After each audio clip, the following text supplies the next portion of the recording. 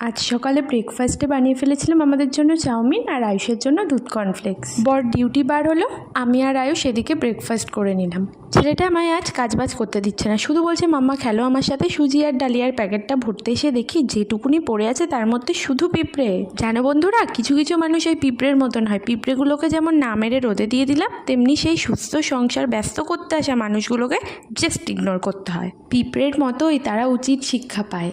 এই লঙ্কা গাছটা খুব কষ্ট পাচ্ছিল নিচে, জানো, তাই আমার টবে ওকে থাকতে বললাম, ওর যতদিন মন চায়। দুপুরে রান্না করতে আসলাম। আজ আমার কাজে এক্কেবারে মন নেই। কেন বলো তো? বর বলেছে ওই যে দুপুরবেলা লাঞ্চ করতে আসবে, তাই আমি এত লেটে চলছি। যেটুকুনি কাজ বাজ ছিল করে কিন্তু আমি স্নান করে নিয়েছিলাম। আজ আমাদের লাঞ্চের মেনু সাদা ভাত, উচ্ছে আলু ভাজা আর কলা আলু পোনা মাছ দিয়ে তরকারি। বিকালে আয়ুষ আর আয়ুষের বাবা কিন্তু বেরিয়ে পড়েছিল হাঁটতে। আমি যাইনি, আমি গেছিলাম ছাদে। আর রাত্রে আয়ুষ আমাকে বলছে মাম্মা আমি হাওয়া খাবো, দেখো এখানে আমি আয়ুষকে হাওয়া খাই।